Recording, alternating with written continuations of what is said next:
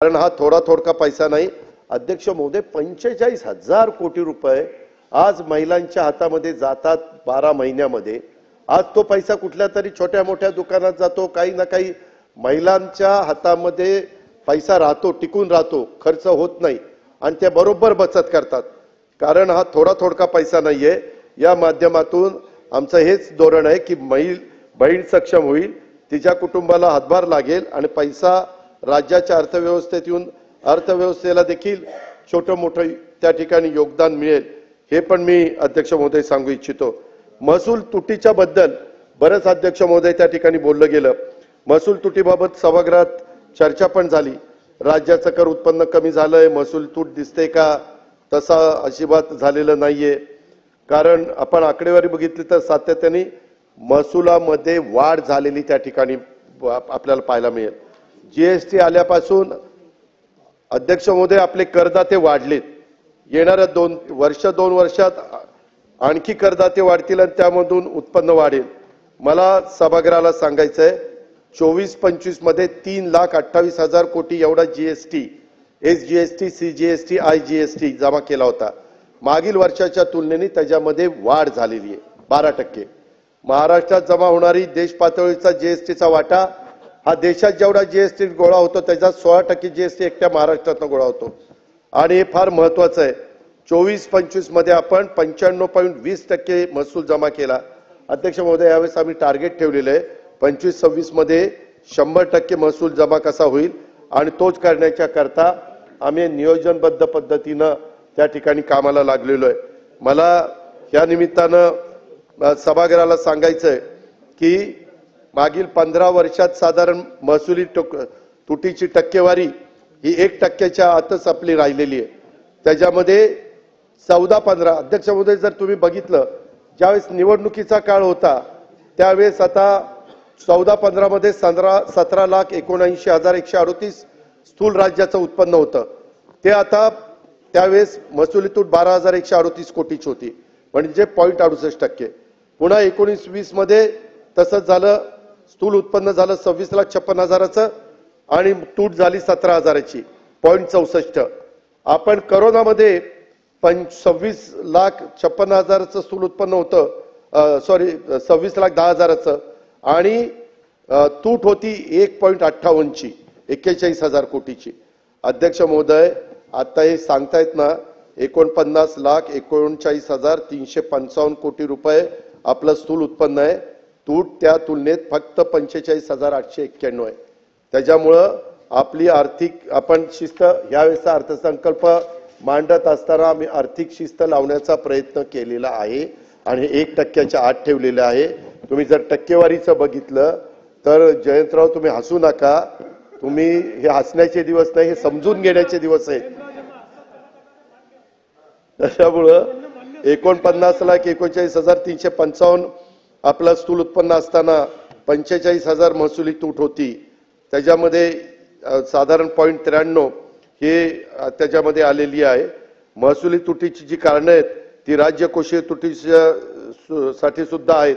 आपण एकंदरीत FRBM norms मर्यादित आहोत, आपल्याला ज्या नॉर्म्स ठरवून दिलेल्या आहेत कुठेही नॉर्म्स अध्यक्ष महोदय आजपर्यंत या राज्यांनी मोडलेले नाहीत।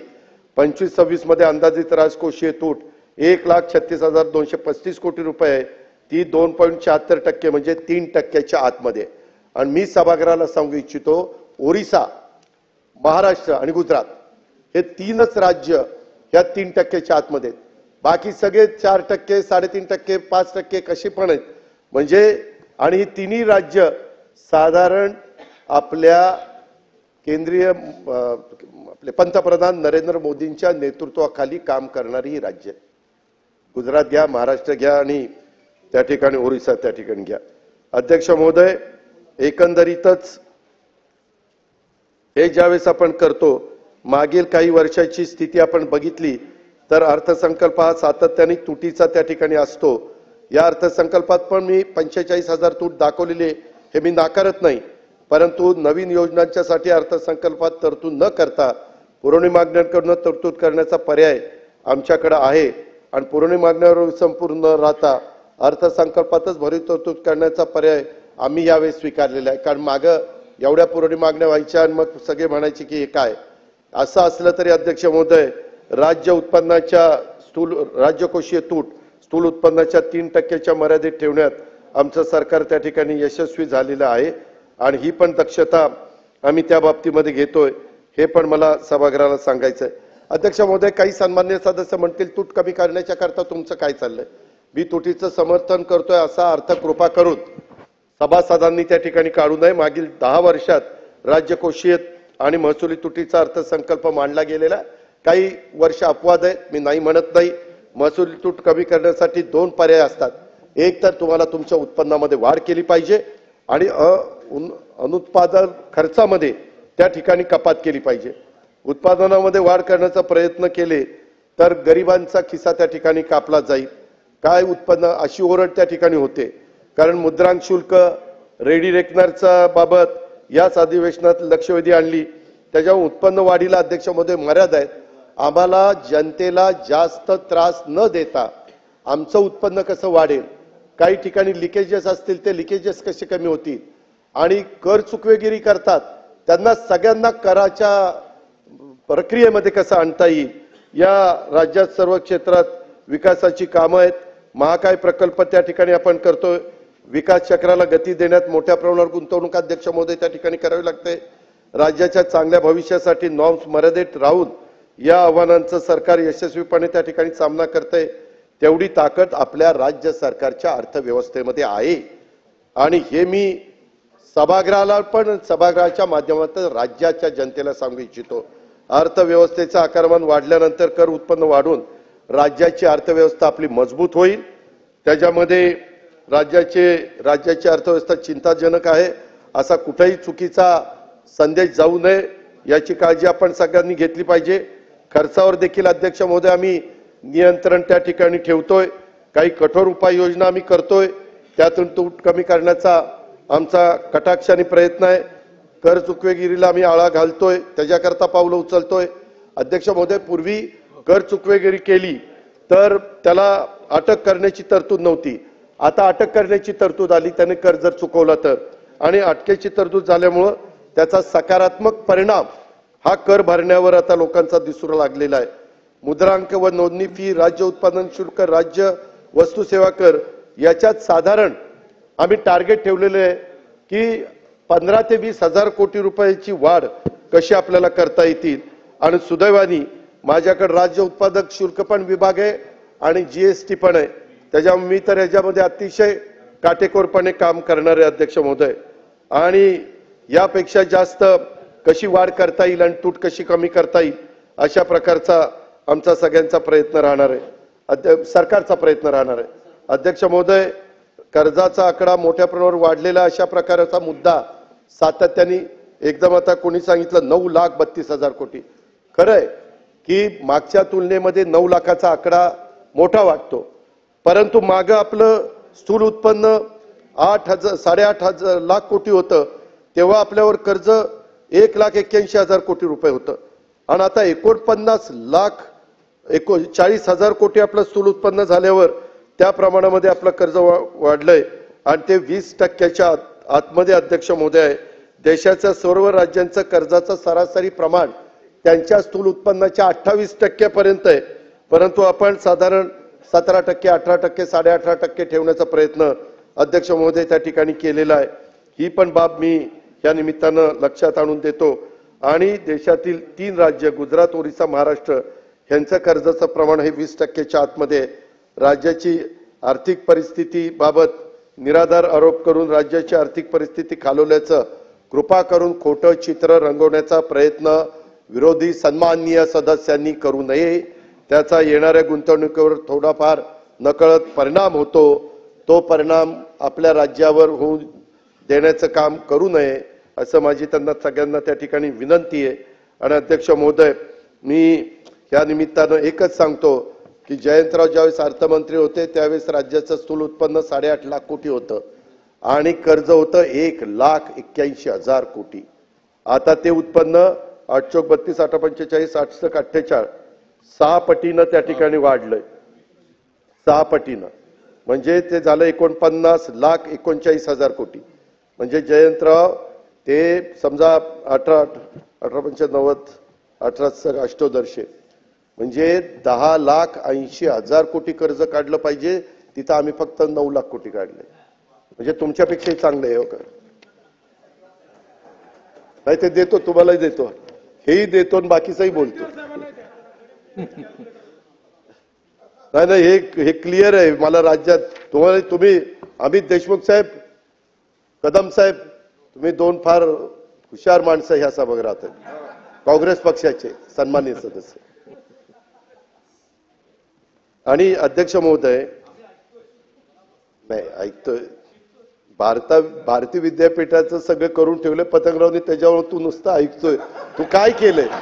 तू फक्त ते टिकाव म्हणजे झालं, आणि टिकवण्याकरता जयंतरावांचा सल्ला घे कुठं काही कमी झालं तर. ते वाढवलेलं अजून मला दाखवलं नाही.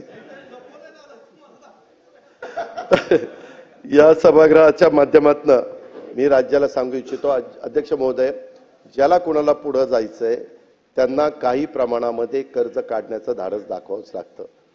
शिल्कीमध्ये पूर्वीच्या काळामध्ये काही जण धंदा करत होते, आताच्या काळामध्ये कुठलेही राज्य घ्या, कुठलेही देश घ्या, हे त्या प्रमाणात जर कमी व्याजाने तुम्ही 1%, 2%, 3% व्याजाने तुम्हाला कर्ज जर मिळालं आणि त्याच्यातनं तुम्ही प्रकल्प उभा केला आणि तो प्रकल्प समजा आज झाला 1 लाख कोटीचा आणि 5 वर्षांनी तुमच्याकडे ते पैसे येणार होते, 5 वर्षांनी तो प्रकल्प जातो 2 लाख कोटीवर. मग आता 1 लाख कोटी रुपये, आता अटल सेतू पंतप्रधानांनीच भूमिपूजन केलं, पंतप्रधानांनीच उद्घाटन केलं. आज हा प्रकल्प इथून पुढे करायचा म्हटलं तर किती लाख कोटी गेला असतं. अध्यक्ष महोदय, केवळ समृद्धी महामार्ग आज झाला, काही लोकांनी त्यावेळेस विरोध केला होता, आम्ही पण त्या विरोधामध्ये होतो. आम्हाला शेतकरी म्हणायचे नाही नाही आपल्याला विरोध करायचा आहे. मी जयंतराव, आम्ही सगळेजण संभाजीनगरला त्या सभागृहात होतो, हे काही काही 7-12 वगैरे आणले होते. जेव्हा या महाराजांनी, देवेंद्र फडणवीस साहेबांनी 4 पटीचं 5 पट केलं, सगळे आमच्याकडनं निघून तिकडे गेले, पैसे घेऊन मोकळे झाले. तसंच शक्तीपीठाचं होणार आहे. विरोध करू नका. विकास करायचा म्हटलं तर हवेमध्ये विमानतळ होत नाही, विकास करायचं म्हटलं तर हवेतनं रस्ते होत नाहीत, विकास करायचं म्हटलं तर हवेत शहरं होत नाहीत. हे आपल्याला जमिनीवरच करावं लागतं. फार तर काही बाबतीत पाण्यावर करावं लागतं, ज्याचा उल्लेख मी आता केला. त्याच्यामुळं आपण जरी विरोधी पक्षात असलो तरी विरोधाला विरोध करण्याची भूमिका सोडून द्या. विकास बाबतीमध्ये हातात हात घालून पुढे चला. त्या ठिकाणी कुठं आमचं चुकत असेल तर आम्हाला दाखवा, आम्ही चूक दुरुस्त करू. मी नेहमी सांगतो, अध्यक्ष महोदय, जो काम करतो ना तो चुकतो, जो कामच करत नाही तो चुकल कसा? साला कामच करत नाही कसं चुकल कसा? आता कामच केलं नाही तर चुकायचा प्रश्न आलाच नाही ना. म्हणजे मी कोणाचं बोललो नाही, मी सांगतो, इन जनरल सांगतो. अध्यक्ष महोदय, एकंदरीतच मला सगळ्यांना सांगायचं, आता एक फॅमिली असती, ते घर घ्यायला देखील फ्लॅट विकत घेतात आणि कर्ज काढून घर करतात, कर्ज काढून कार विकत घेतात, परंतु त्यांच्या असणाऱ्या उत्पन्नातनं दरवर्षी त्यांचं रिपेमेंट करत असतात. त्यांनी जर ठरवलं नवीन फॅमिलीनं की बाबा मी आता नोकरी लागली, ज्यावेळेस माझी गाडीची पूर्ण किंमत एक 20 लाखाची आहे ती साठल्यावर आणि माझं घर 80 लाखाचं आहे ते साठल्यावर मी, त्याला ती फार म्हातारा होईल. 1 कोटी साठायला आणि त्याची किंमत, ते 1 लाखाची किंमत होईल जवळपास 5 वर्षामध्ये. अध्यक्ष महोदय, किंमत दुप्पट होती. गणित आहे, 5 वर्षात दुप्पट होती, 10 वर्षात चौपट होती. त्याच्यामुळं असं काही घाबरून जाण्याचं कारण नाही. कुठं काही चुकत असेल तर आपल्या सुपीक कल्पना काही असेल तर ती सांगा, ती आत्मसात त्या ठिकाणी करू. सुपीक डोक्यातनं तयार झालेली कल्पना. आणि आणखी काय सातारा झाल्यावर ते सरकारने पायाभूत सुविधांच्या निर्मितीला प्राधान्य दिलेलं आहे. त्याच्यातनं आमचा रोजगार निर्मिती करण्याचा प्रयत्न आहे, उत्पादनामध्ये वाढ करण्याचा प्रयत्न आहे, ह्याच्यातून अर्थव्यवस्थेला अध्यक्ष महोदय त्या ठिकाणी चालना देण्याचा प्रयत्न आहे. हे पण मी सभागृहाला या निमित्तानं सांगू इच्छितो. आणि मी हे पण सांगतो, सर्व नियमांचं मर्यादेचं पालन करून महाराष्ट्राचे सर्व जनतेने आम्ही खात्री बाळगावी मी आपल्याला एक गोष्ट जरूर सांगतो, कर्जाचं प्रमाण किती असावं, केंद्र शासनाने काही नियम केलेले आहेत, त्या नियमात घालून दिलेल्या मर्यादेतच कर्ज घ्यावं लागतं. या मर्यादेत कर्ज घेतलं तरच राज्याचं पतमानांकन टिकून राहतं. नाहीतर अध्यक्ष महोदय कर्जच कोणी देत नाही. तुम्हाला परवानगी असेल तरच कर्ज मिळतं. आणखी एक गोष्ट मी सभागृहाला मुद्दाम सांगतो, कर्जांच्या निव्वळ आकड्यांच्या पेक्षा कर्जफेड करण्याची राज्याची क्षमता आहे का? कर्जाचा वापर दोन गोष्टी विचारात होण्याची आवश्यकता आहे. ते म्हणजे भांडवली खर्च आणि गुंतवणुकीत वाढ करण्याच्यासाठी केलेला. त्यामुळे आम्ही महसुलात अनुषंगाने वाढ करण्याचा प्रयत्न करतोय. सातत्याने मुख्यमंत्र्यांना आमचा हाच प्रयत्न असतो, काढलेलं कर्ज हे भांडवली खर्चामध्ये कसं आपल्याला त्या करता येईल. आणि रिझर्व्ह बँक, हेही ऐकून घ्या, रिझर्व्ह बँक ऑफ इंडियाने राज्याचा रिस्क अनालिसिस हा अहवाल त्या ठिकाणी प्रसिद्ध केलेला आहे. त्यामध्ये महाराष्ट्र हे सुदृढ आर्थिक निर्देशांकाचं पालन करणारं राज्य आहे. त्याच्यामध्ये हेल्दी फिस्कल इंडिकेटर्स हे जे आहेत ते फार आपले चांगले आहेत आणि त्याचा आपण विचार सगळ्यांनी केला पाहिजे. त्यांनी खरोखरीच आपल्या महाराष्ट्राला एक सदृढ राज्य म्हणून त्याच्यामध्ये आपला उल्लेख केलेला आहे. अध्यक्ष महोदय, व्याजाचं प्रदान देखील करत असताना आपण त्याच्यामध्ये मागील काही वर्षात आपण मेट्रो आणि इतर महत्त्वाचे रस्ते प्रकल्प ह्याच्यामध्ये मोठी गुंतवणूक केली. त्याच्यामुळे आपल्या स्थूल उत्पन्नामध्ये वाढ होण्याच्या मदत झालेली. 49 लाख कोटी कशामुळे झाले हे बघितलं तर एकूण कर्जातील वाढ म्हणजे राज्य कर्जाच्या खाईत गेले असं म्हणणं अतिशय चुकीचं आहे. मारल्या थापा भारी केला महाराष्ट्र कर्जबाजारी असं म्हणणाऱ्यांना तुमच्या काळात वाढलेल्या कर्जाचा देखील आधी विचार तुम्ही त्या ठिकाणी केला पाहिजे, हे पण मला या निमित्तानं सांगावंसं वाटतं. अध्यक्ष महोदय, मी आपल्याला सगळ्यांना एक गोष्ट सांगेल, मागील 15 वर्षात व्याज प्रदानाची महसुलीची जमीची टक्केवारी जर काढली तर जयंतराव, तुम्ही अर्थमंत्री होता म्हणून तुमचं नाव घेतोय, महसुली जमा 1,21,286 कोटी रुपये होती आपल्या सुरुवातीच्या काळात आणि व्याज प्रदान आपण करत होतो 17,500 रुपये. आता आपलं उत्पन्न महसुली जमा झाले 5,60,964 कोटी आणि व्याज प्रदान करतोय आपण 64,000. त्या पहिल्या वर्षात तुमच्या काळात 14.43 व्याज प्रदान महसुलीच्या जमीची टक्केवारी होती परत करायची 14%. आता आमच्या काळामध्ये 25-26ला ती आली आहे 11.5%. म्हणजे तिथं देखील म्हणजे आपलं महसुली जमा पण आपली त्या मानाने चांगली वाढलेली आहे 5,60,964 कोटीची. तिथं पण कुठली तशी अडचण नाहीये. अध्यक्ष महोदय, राज्यांना अर्थव्यवस्थेला गती मिळावी म्हणून केंद्र सरकार पण राज्याला मदत करते, हे मला सभागृहाला सांगायचंय. केंद्र सरकारने 2021 पासून भांडवली खर्चासाठी विशेष सहाय्य योजना त्या ठिकाणी सुरू केलेली आहे. अध्यक्ष महोदय, योजना काय? खरं तर खुल्या आर्थिक धोरणाचा स्वीकार डॉक्टर मनमोहन सिंगांनी केला, पण त्या 10 वर्षात पण त्यांनी ही योजना आणलेली नव्हती. ही योजना अशी आहे की राज्यांना 50 वर्ष मुदतीचं बिनव्याजी कर्ज द्यायचं. कोण देणार? केंद्र सरकार. 24-25 मध्ये मी आता अर्थसंकल्पामध्ये केंद्र शासनाने ही योजना सुरू ठेवलेली आहे आणि या योजनेअंतर्गत मार्च अखेर मुख्यमंत्र्यांचा आणि आमचा दोन्ही उपमुख्यमंत्र्यांचा 12,000 कोटी रुपये आम्हाला बिनव्याजी 50 वर्षाच्या परतफेडीनं कसे प्राप्त होतील.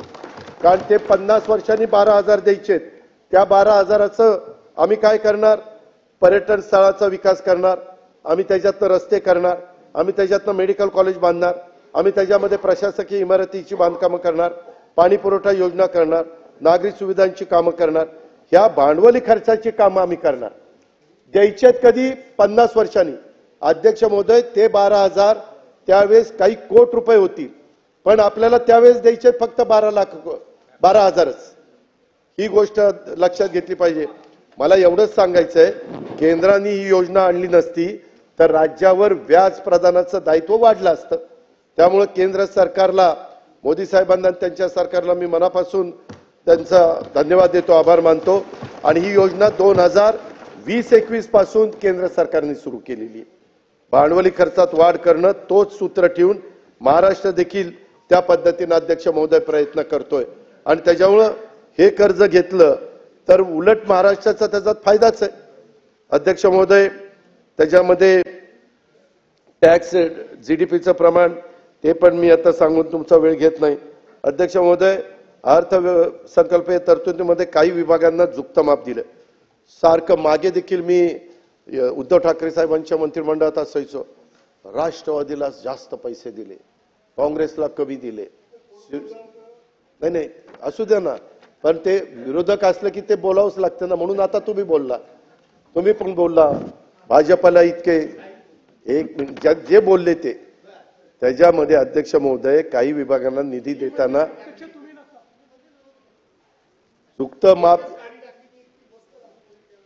झुकतं माप दिल्याचा आरोप विरोधकांनी केला. मी काही उदाहरणं देतो. अध्यक्ष महोदय, आता वित्त विभाग माझ्याकडे. अर्थसंकल्पात मी तरतूद किती केली? 1,84,227 कोटी. निवृत्ती वेतन, व्याज आणि कर्जाकरता किती जातात? 1,78,074 कोटी रुपये. म्हणजे 6,000 कोटी रुपये फक्त वित्त विभागाकडे राहतात. नियोजनला 34,900 कोटीची रुपये तरतूद केली. जिल्हा वार्षिक योजनेला गेले 20,165 कोटी. रोजगार हमीला 5,170 कोटी. डोंगरी विकासाला पैसे गेले. स्थानिक विकास आमदार निधीला पैसे गेले. सगळे मिळून 27,790 कोटी गेले. अध्यक्ष महोदय, विभागाला पैसे गेले म्हणजे त्या मंत्र्याला ते खर्च करता येतात अशातला भाग नाही.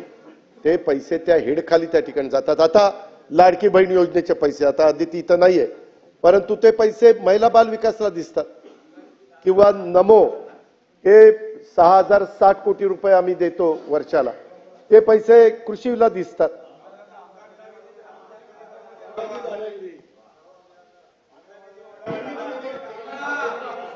आता हे आमदार निधीचं कुठं आलं?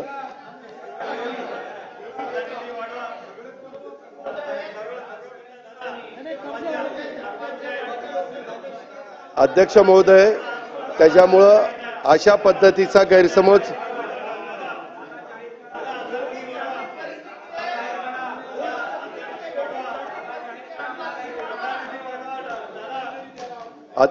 अध्यक्ष महोदय, जयंतराव, सन्माननीय सदस्य, तुम्ही सिडको आणि म्हाडाला शासनाकडून हमी देण्यात आली का? सिडको आणि म्हाडाला शासनाकडून हमी देण्यात आलेली नाही. सिडको आणि म्हाडाला शासनाकडून, पण MSRDCला आणि MMRDAला ह्याला हमी दिलेली आहे. MMRDAचे पैसे MMRDAला दिली 60,000 कोटीची. अर्थात ते पैसे त्यांच्यातच ते उभे करतात आणि त्याच्यातून त्याची परतफेड होते. परंतु सध्या त्यांना ताबडतोब पैशाची गरज होते. प्रकल्प हातामध्ये होते.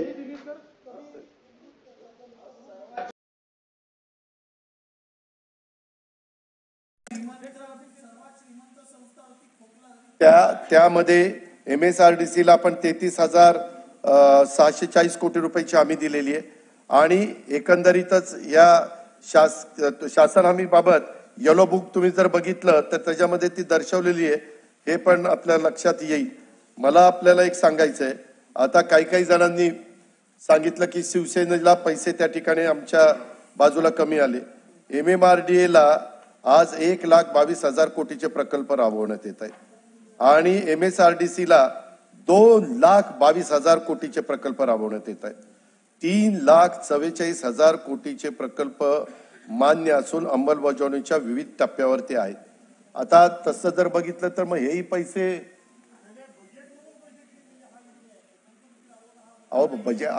हमी दिली ना, असं काय करताय? राज्य सरकारने हमी दिली ना, म्हणजे नाही पण रिफ्लेक्ट होते ना, असं काय करता? बर काय बरोबर.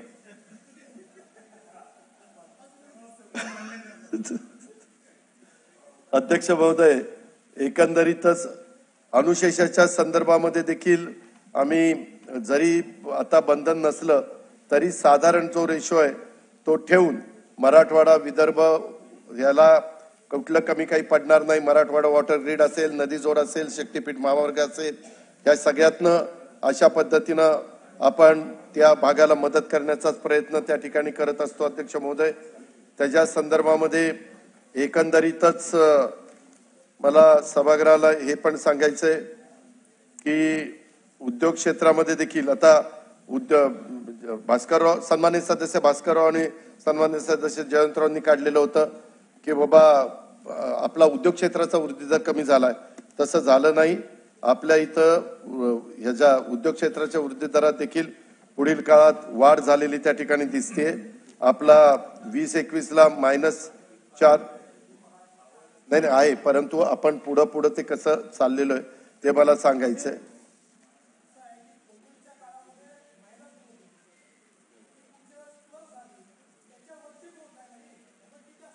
आणि सन्माननीय जयंतराव पाटील साहेब, आकडेवारी बघितली तर वीज, वायू, पाणी पुरवठा आणि खाणकाम या क्षेत्रात राज्याचा वृद्धी दर देशाच्या वृद्धी दरापेक्षा जास्त आहे. आणि जसं जसं आपलं गडचिरोलीच्या संदर्भातले आता आपले लिलाव निघतायत ते झाल्यानंतर अजून आपली परिस्थिती त्या ठिकाणी अधिक चांगल्या पद्धतीने होईल. वस्तू व निर्माण बांधकाम क्षेत्रात वृद्धी दर वाढवण्याच्या करता उद्योगांना यावेळी जाणीवपूर्वक सरकारने 6,400 कोटी रुपयाची प्रोत्साहन ची गरज लक्षामध्ये करून अर्थसंकल्पात तरतूद त्या ठिकाणी केलेली आहे. त्याचबरोबर एकंदरीतच सेवा क्षेत्राचा पण मुद्दा तुम्ही त्या ठिकाणी काढलेला होता, परंतु एकंदरीत जगातच स्लोडाऊन आहे, देशात स्लोडाऊन आहे, राज्यात पण काही प्रमाणामध्ये आहे, परंतु तरी देखील आपला भारताचा वृद्धी दर सेवा क्षेत्राचा जो आहे तो 24-25 मध्ये 7.3 होता आणि महाराष्ट्राचा वृद्धी दर 7.8 आहे त्या ठिकाणी आहे. त्याच्यावर तोच कसा जास्तीचा राहील याचबद्दलचा प्रयत्न हे सरकार त्या ठिकाणी करतंय. एकंदरीतच दरडोई उत्पन्नाच्या बाबतीमध्ये मात्र मी तुमच्या मताशी सहमत आहे, कारण 6 जिल्हे मुंबई, पुणे, ठाणे, रायगड, नाशिक, नागपूर या 6 प्रमुख जिल्ह्यातच राज्याच्या अर्थव्यवस्थेचा वाटा 60% आणि बाकीच्या 24 जिल्ह्यात देशाच्या दरडोई उत्पन्नापेक्षा ते कमी आहे हे मान्य आहे. परंतु ते पूर्ववत आणण्याच्या करता आम्ही दरडोई उत्पन्नात वाढ करण्याच्या करता कृषी क्षेत्राला स्मार्ट, नंतर पोखरात 2.0, पाणी पुरवठ्याकरता विविध नदी जोड प्रकल्प, दळणवळणासाठी शक्तीपीठ महामार्ग, समृद्धी महामार्ग, गडचिरोलीला स्टील हब, विमानतळ विकास, जेटी विकास असे कार्यक्रम त्या ठिकाणी राबवले. आणि यंदा डीपीसीला पण 20,165 कोटीची तरतूद केली. 2,000 कोटीनं डीपीडीसीचा गेल्या वर्षीच्या तुलनेत वाढवलेला आहे. आणि त्याच्यामुळं आम्ही एवढ्यावरच आम्ही थांबलेलो नाहीये, तर कमी विकसित जिल्ह्यांमध्ये उद्योग क्षेत्राच्या वाढीसाठी अनेक प्रकारच्या सवलती ह्या देण्याचा कटाक्षाने राज्य सरकारचा प्रयत्न आहे. आर्थिक सल्लागार समितीनं देखील शिफारसी केल्या आहेत. त्याच्या अंमलबजावणीचं काम आम्ही आता मित्रा म्हणून एक संस्था काढलेली आहे. जागतिक बँकेच्या सहाय्याने राबवण्यात येणाऱ्या मास ट्राईड प्रकल्पाद्वारे देखील ह्या जिल्ह्यांना अधिकचं कसं माग होती, आता त्याच्यामध्ये थोडस काही लोक बदलली. त्याच्यात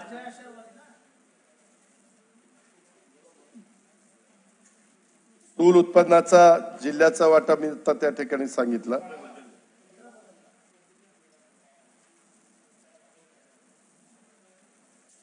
अध्यक्ष महोदय, मी सभागृहाला ही पण गोष्ट सांगू इच्छितो की काही जे प्रकल्प आहेत, वैनगंगा, नळगंगा नदी जोड प्रकल्प, हा कुणाला फायदा होतोय? नागपूर, वर्धा, अमरावती, यवतमाळ, अकोला, बुलढाणा ह्या जिल्ह्यांना.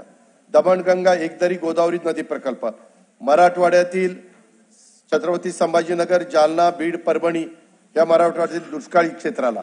दमणगंगा, वैतरणा, गोदावरी नदी जोड प्रकल्प नाशिक जिल्ह्यातला सिन्नर तालुका, पालघर जिल्ह्यातला मोखाडा, मराठवाड्यातलं जायकवाडी धरण क्षेत्र ह्या भागाला त्याचा फायदा होतो. म्हणजे हे प्रकल्प हजारो कोटी रुपयाचे आपण ज्यावेळेस घेतो त्यावेळेस खरोखरी ज्या भागाला मदतीची गरज होती तिथंच प्राधान्याने हे प्रकल्पाला आम्ही गती द्यायचा प्रयत्न करतोय. नार पार गिरणा नदी जोड प्रकल्प नाशिक जिल्ह्यातील कळवण, देवळा, मालेगाव आणि जळगाव जिल्हा. कोकण, उल्हास खोरे आणि वैतरणा खोरे, गोदावरी खोरे नदी जोड, उल्हास खोरे आणि वैतरणा खोरेला याचा फायदा होतोय. कोकण ते कोकण, तुम्ही नेहमी म्हणता कोकणला, आणि खरंय त्याच्यामुळे उत्तरेकडील कुंडलिका, पाताळगंगा, उल्हास खोरं, तसेच दक्षिणेकडील शास्त्री, मुचकुंदी व कोंदवली खोरं ह्याचा कोकण ते कोकण ह्या प्रकल्पाला त्याचा फायदा होतोय.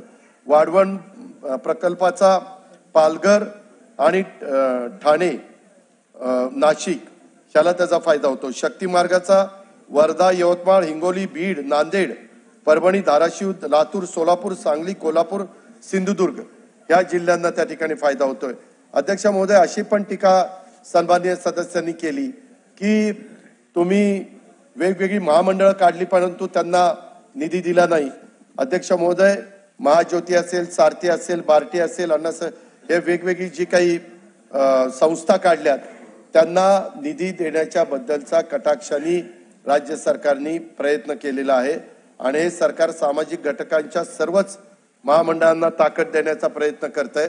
चालू वर्षात देखील ह्या सगळ्यांना पुरेशी आर्थिक तरतूद त्या ठिकाणी उपलब्ध करून दिली जाणार आहे। त्याबद्दल कृपा करून कोणी गैरसमज त्या ठिकाणी करून घेऊ नये। त्याचबरोबर करा निरा योजनेकरता देखील पाणी उपलब्धतेच्या योजनेच्या पर्यायाचा प्राथमिक आराखडा महामंडळाकडे प्रस्ताव आलेला आहे। 2 पर्याय आहेत। हे प्रकल्प नियोजनाबाबत 3 पर्याय सादर केलेले आहेत। त्याची छाननी करून कृष्णा पाणी तंटा लवादाची बंधनं विचारात घेऊन आर्थिक व तांत्रिकदृष्ट्या योग्य पर्यायासह प्रस्ताव सादर करण्याबाबत महामंडळाला सूचना दिलेल्या आहेत। मंत्री महोदयांनी पण तसं खाली आदेश दिलेले आहेत। मालवणच्या बद्दल तुम्ही छत्रपती शिवाजी महाराजांच्या स्मारकाचा बर्थडे बॉय तुम्ही मुद्दा उपस्थित केलेला होता। त्याच्यामध्ये साधारण राजकोट किल्ल्यावरती छत्रपती शिवाजी महाराजांचा आपण 60 फुटी उंचीचा पुतळा त्या ठिकाणी उभा करण्याचं काम लवकरच पूर्ण करतोय। महाराष्ट्र शासनातर्फे तो लोकार्पण करण्यात येणार आहे। स्टेनलेस स्टील आणि माइल्ड स्टीलच्या सांगाड्यावर तो आपण उभा करतोय। ब्राजच्या पुतळ्याचं काम ITI मुंबई येथे तज्ञांच्या तपासणीत सुरू आहे। पुतळा चिरकाल टिकेल अशा प्रकारे डिझाईन केलेला आहे आणि सदर बांधकाम साहित्याची तपासणी देखील त्रयस्थ संस्थेकडनं करण्यात येते। त्याच्यावर छत्रपती शिवाजी महाराजांचा अतिशय सुंदर, सुबक, प्रदीर्घ काळ टिकाऊ, उत्कृष्ट दर्जाचं स्मारक सर्वसामान्य जनतेला सदैव प्रेरणादायी ठरेल, अभिमान वाटेल अशा पद्धतीने आपण ते निर्माण करतोय। आणि त्याच्यात पहिला मुख्यमंत्र्यांनी ते 100 दिवसात घेतलं होतं परंतु घाई होईल म्हणून थोडं आपण त्याला मला वाटतं वेळ वाढवून दिलेला आहे या प्रकल्पाला। त्याचबरोबर बीड जिल्ह्याच्या संदर्भामध्ये विजयसिंह पंडितनं एक प्रश्न उपस्थित केलेला होता की तिथल्या विमानतळाचा। मी आजच त्याच्याबद्दल बोललेलो आहे। साधारण मी सांगू इच्छितो की जिल्हाधिकारी बीड यांनी याबाबतचा प्रस्ताव शासनाला पाठवला आहे। भूसंपादन राज्य केंद्र शासनाच्या विविध मंजुऱ्या याबाबत वेगाने त्या ठिकाणी काम करण्यात येईल आणि बीडला काही झालं तरी मुख्यमंत्र्यांचा, दोन्ही आमच्या उपमुख्यमंत्र्यांचा प्रयत्न तिथं विमानतळ किमान 3 किलोमीटर लांबीची तरी धावपट्टी असली पाहिजे अशा पद्धतीचं काम आपण करतो जेणेकरून त्याचा डायरेक्ट इनडायरेक्ट फायदा बीड सारख्या जिल्ह्याला निश्चितपणे होईल। दिल्लीत पण मध्ये एक कार्यक्रम होता। मी आणि एकनाथराव शिंदे साहेब आणि उदय सामंत साहेब त्याला होतो।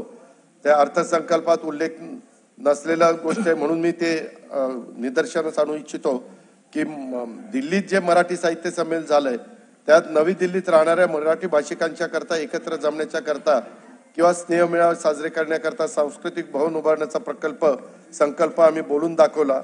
मुख्यमंत्री महोदय, तो आपण या उत्तरामध्ये आम्ही आता त्या दृष्टीने कारवाई करण्याची आश्वासनाची आम्ही नक्कीच पूर्तता त्या ठिकाणी करू।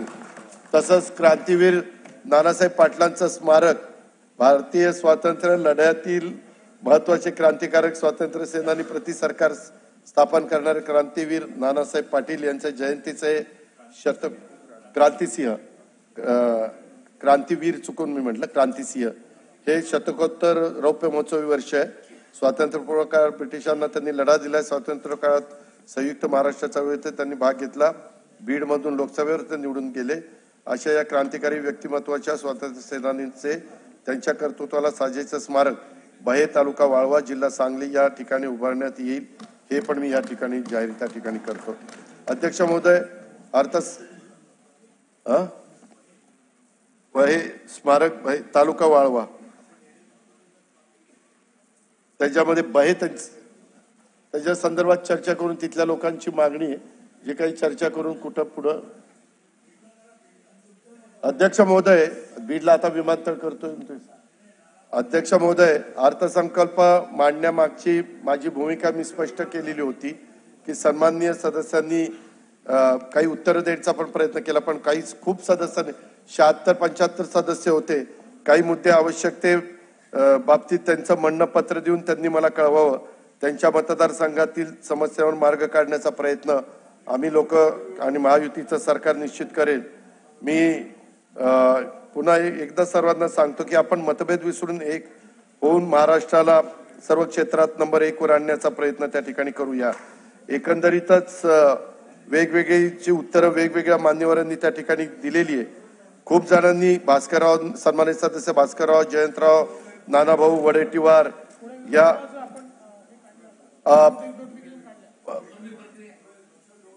पुरंदरच्या पुणे विमानतळाच्या संदर्भातलं नोटिफिकेशन आपण काढलेलं आहे. त्याच्यामध्ये कुठली पण अडचण येणार नाही आणि स्वतः त्याच्या संदर्भामध्ये निधीची कमतरता त्या ठिकाणी पडून दिली जाणार नाही. अध्यक्ष महोदय, या वडेट्टीवार साहेब या मान्यवरांनी एकेकाळी सरकारमध्ये होतो, त्याच्यामध्ये अनेक मान्यवर होते, परंतु बोलत असताना कश्ती डुबी लेकिन पाणी कम था असंही काहींनी सांगितलं. आता तिकडचं पाणी कमीच व्हायला लागलेलं, त्याला मी काय करू? त्याचा विचार तुम्हीच लोकांनी केला पाहिजे. एकेकाळी माझ्या सोबत असणाऱ्या सन्मान्य सदस्य भास्करराव, सन्मान्य सदस्य जयंतराव, सन्मान्य सदस्य नानाभाऊ पटोले साहेब, सन्मान्य सदस्य विजय वडेट्टीवार साहेब, त्याच्यामध्ये ह्या सगळ्यांना मला सांगायचंय, एकेकाळी तुम्ही माझ्याबरोबर होता. सर्व मान्यवर माझ्या अर्थसंकल्पातल्या त्रुटी काढत आहेत. त्यांना मी एवढंच सांगू इच्छितो, ठीक आहे, तो त्रुटी काढण्याचा तुम्हाला अधिकार आहे. कमजोरिया मत खोज,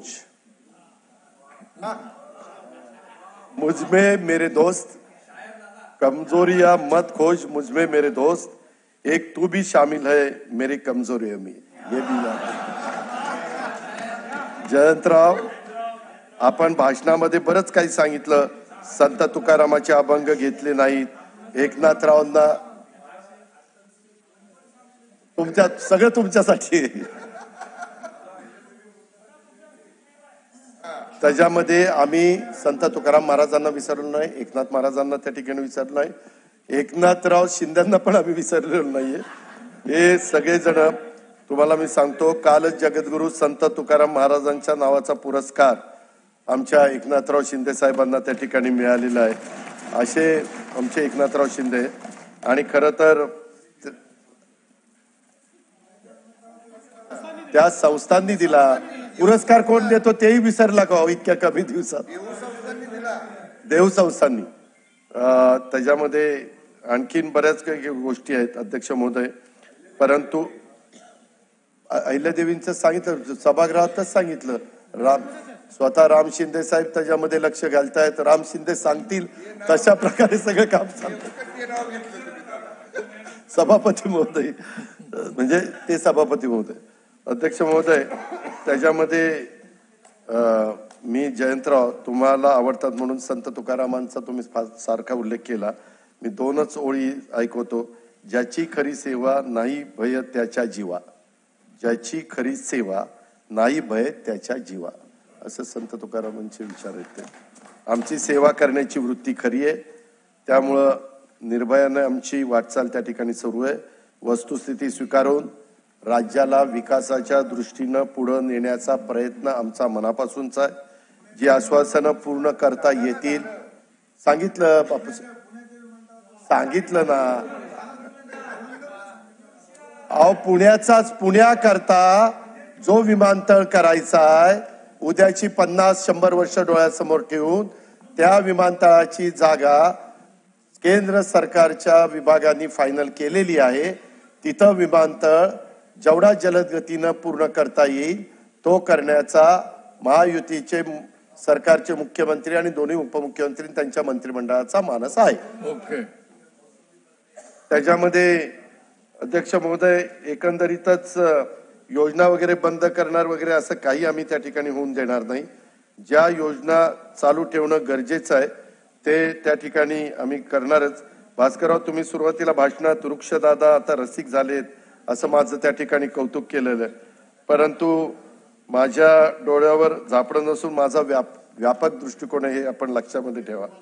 त्याच्यामध्ये स्वच्छ कोकण, कोकणचा अर्थसंकल्प एकंदरीत मांडण्याच्या करता ह्या सगळ्या ज्या काही गोष्टी आहेत ह्या सगळ्याचा आम्ही साकल्याने विचार करतोय त्याबद्दल आपण काही काळजी करू नका.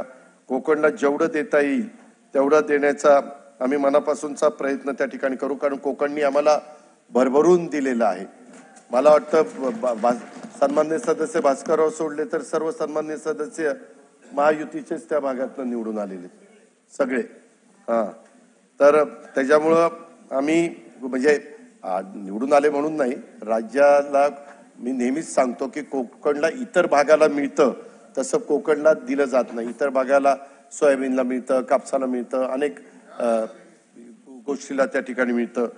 त्याच्यामुळं आपण अनेक सन्माननीय सदस्यांनी ह्याच्यामध्ये जे काही सांगितलेलं आहे त्याच्यामध्ये एवढंच मी सांगेन, राज्याच्या विकासासाठी पाठीशी असल्यानं तुम्ही सगळेजण एक आम्हाला नवीन ऊर्जा मिळते. अथक प्रयत्नांनी आपण सर्वांचं सहकार्य घेऊन महाराष्ट्राला विकासाच्या शिखरावर त्या ठिकाणी नेण्याचा आमचा सगळ्यांचा निश्चितपणे प्रयत्न आहे आणि नक्कीच तो पूर्तीस जाईल याबद्दल मला अजिबात शंका नाहीये. त्याच्या संदर्भामध्ये तमन्ना सच है तो रास्ते निकल आते हैं, तमन्ना सच है तो रास्ते निकल आते हैं, तमन्ना झूठ है तो बहाने निकल आते हैं, तमन्ना झूठ है तो बहाने निकल आते. आमची तमन्ना म्हणजे इच्छा खरी आहे, त्यामुळं यातून आम्ही नक्कीच मार्ग काढू त्या आणि विकास चक्राला गती त्या ठिकाणी देऊ. आम्ही यशस्वी होऊ, त्यामध्ये कुठल्याही प्रकारची अडचण येऊन देणार नाही हे मी सभागृहाला या चर्चेच्या उत्तराच्या निमित्तानं सांगू इच्छितो. आणि कुठल्याही परिस्थितीमध्ये ज्या अपेक्षेने महाराष्ट्रातल्या जनतेने महायुतीच्या सरकारला प्रचंड बहुमताने निवडून दिलेलं आहे त्या विश्वासाला अध्यक्ष महोदय आम्ही कदापि तडा जाऊन देणार नाही. त्यांना कुठेही आम्ही अंतर त्यांच्यात आणि आमच्यात पडू देणार नाही. वाटेल ती किंमत मोजावी लागली तरी चालेल, परंतु आम्ही त्यांच्यातलं आमच्यातलं अंतर हे अतिशय कमी जे निवडणुकीच्या काळात होतं तेच प्रत्येक निवडणुकीच्या काळात राहील अशा प्रकारचा प्रयत्न आमचा राहील. धन्यवाद. जय हिंद, जय महाराष्ट्र. आता अर्थसंकल्पावरील चर्चा समाप्त झाली आहे. सर्वसाधारण चर्चे भास्करराव याच्यात राईट टू रिप्लाय नाही, सर्वसाधारण चर्चा आहे. माननीय उपमुख्यमंत्री तथा याच्यामध्ये राईट